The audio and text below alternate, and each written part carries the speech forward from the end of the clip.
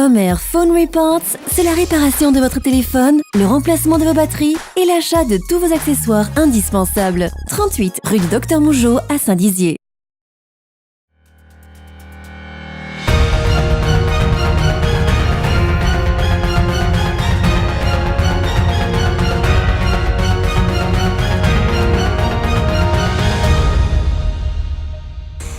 Bonsoir à tous, bienvenue dans ce nouveau journal du mercredi 22 mai 2019.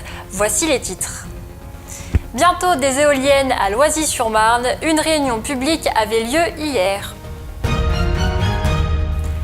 La visite de l'archiduc de Habsbourg-Lorraine à Bar-le-Duc, c'était ce matin.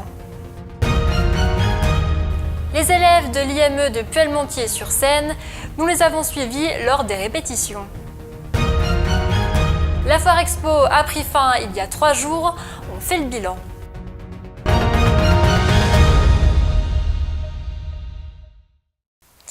La transition énergétique continue dans la Marne. Un parc éolien et photovoltaïque sera lancé dans les prochaines années à Loisy-sur-Marne. Un reportage de Lisa Lamorlette et Jérémy Vitry.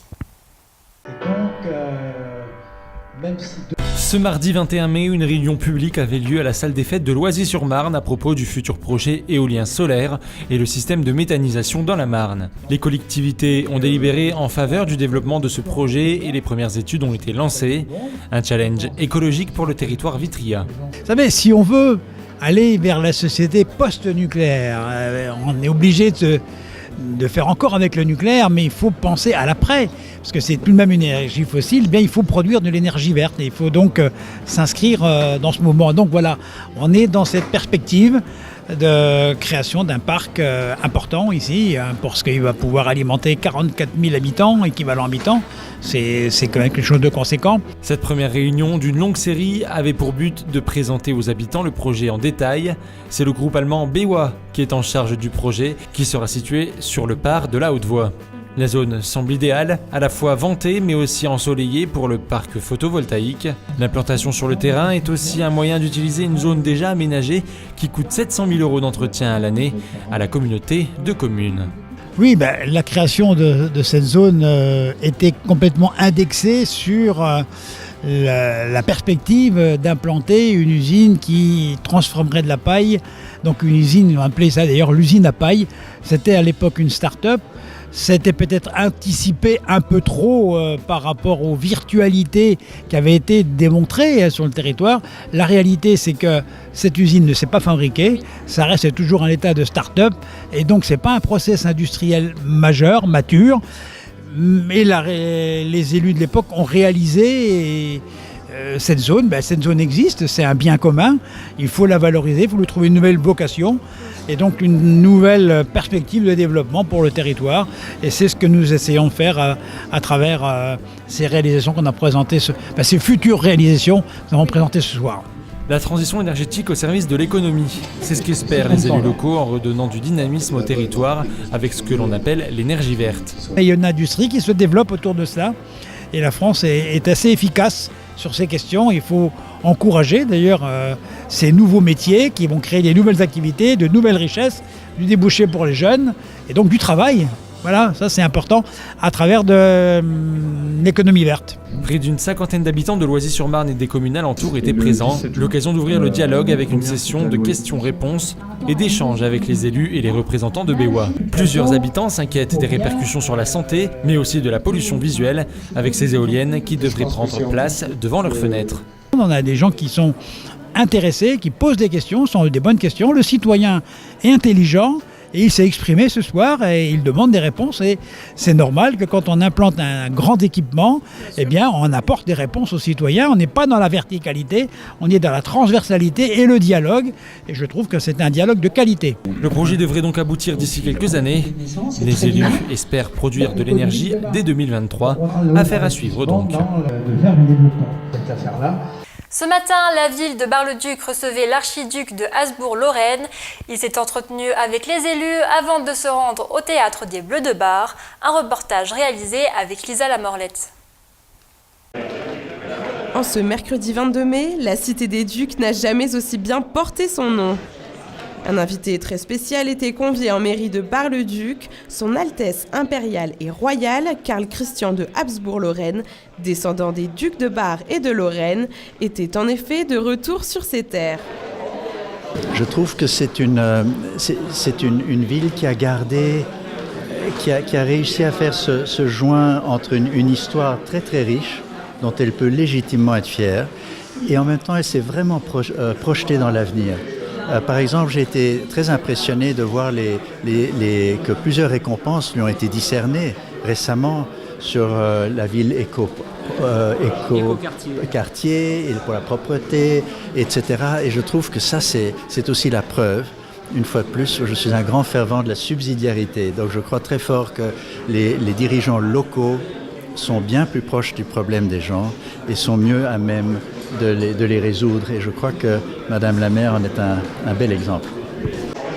La matinée était surtout dédiée à l'histoire et au patrimoine, puisqu'il a décidé de témoigner son soutien au Théâtre des Bleus de Bar. Ce joli théâtre de 1900, laissé à l'abandon, a en effet été racheté en mai 2016 par 3 amis d'enfance, originaires de la région, pour lui redonner sa splendeur d'antan. Comme vous le savez, on a pu trouver un peu de soutien pour la restauration, d'une part par la Fondation Lotharingie à laquelle j'appartiens, qui est, si vous voulez, dans le cadre de la Fondation du patrimoine, et aussi un tout petit peu, mais pour nous c'est plus modeste, mais avec le magnifique travail que M. Stéphane Bern fait, et on en a parlé ensemble, et donc je suis absolument ravi que cette restauration va pouvoir se faire. J'essaye simplement d'en parler beaucoup, d'essayer d'approcher des sponsors éventuels, et de le faire connaître. Parce que je crois très fort au patrimoine, et puis en Lorraine nous avons un patrimoine, une richesse extraordinaire, et il ne faut surtout pas que ça se perde ou que cela s'abîme. Et vraiment je suis admiratif de ces jeunes et moins jeunes qui se sont engagés et qui ont lancé ce projet absolument magnifique. Donc tout à l'heure j'aurai la chance d'aller le visiter. L'équipe de bénévoles du Théâtre des Bleus de Bar était fière de montrer à l'archiduc leur petit bijou, ce théâtre aux 1000 vies. C'est une reconnaissance par rapport au travail que tous les bénévoles et l'association exécutent. Et puis au niveau historique, c'est quand même important puisqu'on est sur le duché de Bar finalement. Et d'avoir cette visite de l'archiduc, c'est vraiment une belle expérience et un beau moment de partage sur l'histoire du théâtre et son devenir. Depuis 3 ans, l'équipe travaille pour réunir des fonds afin de rénover ce théâtre et le rendre enfin accessible aux Barisiens, avec le soutien de la Fondation du patrimoine, de Stéphane Bern en personne et surtout le travail acharné des bénévoles. Le rêve semble devenir réalité. On va commencer la première phase de gros œuvres en fait, tout simplement, avec les maçonneries, donc avec la cage d'ascenseur et la sortie de secours, puis les toitures. Donc ça c'est vraiment la grosse partie de cette année qui va être réalisée. Si vous souhaitez vous aussi participer à la sauvegarde de ce joyau de notre patrimoine, rendez-vous sur www.sauvonsnotretheatre.fr. Les élèves de l'IME de Puelmentier vont monter sur scène jusqu'à vendredi afin de présenter leurs pièces de théâtre. Julien Carré et Jérémy Vitry les ont suivis lors des répétitions. Le grand jour approche pour ces jeunes élèves du club théâtre de l'IME de Puelmentier. En effet, cela fait maintenant quelques semaines qu'ils répètent leur spectacle « La boîte à meux ». Une création originale et inédite qu'ils joueront à 5 reprises cette semaine. Ça fait une dizaine d'années qu'un projet théâtre est monté à l'IME, le joli coin de la Dasme. L'idée, c'était de permettre aux élèves d'être sur scène, d'être avec les autres, et puis de travailler aussi leur expression. Donc on a pu faire appel à Jean-Luc Gesquière qui travaille avec nous depuis 10 ans. Les membres de la petite troupe changent régulièrement. Il y a des nouveaux, des anciens, donc on se stabilise sur eux et le projet consiste au fait que tout le monde s'investisse, c'est-à-dire que les encadrants, les jeunes, tout le monde est sur scène. On part aussi régulièrement travailler, on fait des séjours, donc on travaille le quotidien. C'est vraiment quelque chose de global sur être soi et être ensemble. Une petite troupe composée d'une dizaine de comédiens sous la direction de Jean-Luc Guesquière, metteur en scène du spectacle La Boîte à Meux. Cela fait maintenant 10 ans qu'il travaille au sein de la troupe et il sait s'adapter face au handicap de chacun. On ne peut pas partir sur un travail de répétition habituelle des mêmes choses au même moment, aux mêmes instants, avec la même intonation, ni avec le même texte. On est plutôt sur un travail d'improvisation où tout le monde s'adapte à tout le monde. En gros, c'est ça. C'est ça. Comment réagir face à l'autre. Comment réagir face à l'autre. Comment à partir d'un thème, là vous avez vu la scène où on se dit je t'aime. En fait, je crois que c'est venu d'une impro que faisaient Christopher et Brian. Où tout d'un coup, je me suis dit, bah oui, on devrait faire ça. Puis comme tout le monde était partant, on l'a transformé en jeu. Pour les comédiens, le théâtre est essentiel pour eux puisqu'ils y trouvent une part de liberté. Ça me fait du bien pour parler et tout. Et aussi ça me fait ça me rouvre plein le corps et tout, ça fait joli et pour monter sur scène. Ça me fait aussi faire plaisir au public. Déjà, moi je suis quelqu'un de timide, alors quand je suis sur scène, c'est plus moi-même en fait. Je suis plutôt libre, les gens on est bien quand on est sur scène et du coup les gens ils t'applaudissent et du coup ça nous redonne confiance.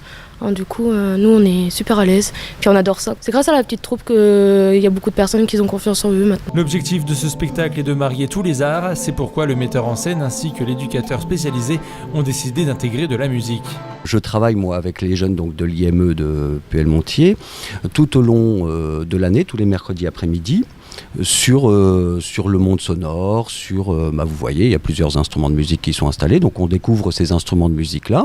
Et puis après, de leurs choix musicaux, ils se testent, ils essayent, et puis comme au théâtre, il y a des formules qui vont fonctionner, on va les garder. Mais les jeunes de l'IME ne seront pas seuls sur scène, ils seront accompagnés par des élèves du collège de Montier-Randers, affiliés au club de théâtre de l'établissement. Sophie Rémians et Fred Rémians m'ont contacté pour me dire que ce serait chouette que les deux univers finalement un jour se rencontrent pour créer un spectacle et que deux univers, effectivement, le monde du handicap et puis le monde du collège, puissent collaborer ensemble pour créer quelque chose. Pour les élèves du club théâtre, cet échange avec les jeunes de Puellemontier est une opportunité et surtout une nouveauté. Après, la première rencontre, ça s'est très bien passé. Du coup, au fur et à mesure, ça s'est détendu et maintenant, on s'entend tous très bien. On rigole tous ensemble. Il n'y a pas de problème, il n'y a pas de différence, comme a dit Eurydice. C'est bien, on s'entend tous bien, on rigole ensemble. Cette année, la petite troupe participe pour la première fois au festival Mécène de Saint-Dizier.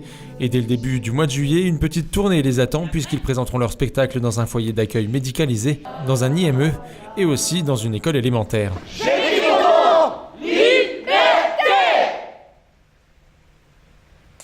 La Foire Expo a pris fin il y a 3 jours.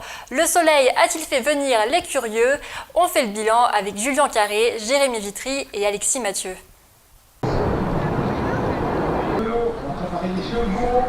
Du 16 au 19 mai se déroulait la 10e édition de la Foire Expo au Parc du Jard à Saint-Dizier. Et cette année, c'est l'Amérique latine qui était mise à l'honneur, notamment avec la présence des mariachis qui déambulaient dans les allées de la foire, mais aussi grâce au pavillon à thème et ses exposants. Cette année, plus de 200 exposants étaient réunis dans le parc, malgré une fréquentation discrète le jeudi, qui a rassemblé environ 2500 visiteurs, au lieu de 8000 habituellement. Mais les jours suivants, la fréquentation a augmenté et a connu un coup d'accélérateur. Au total, près de 20 000 personnes ont franchi les grilles du parc du Jard. Concernant l'année prochaine, les organisateurs vont se réunir prochainement afin de boucler la date de la 11e édition, en sachant que la ville de Saint-Dizier a d'ores et déjà réservé le seul pont du mois de mai en 2020 pour la Bragardoche. Le thème, quant à lui, n'est toujours pas défini. C'est la fin de cette édition. L'info continue sur Puissance Télévision.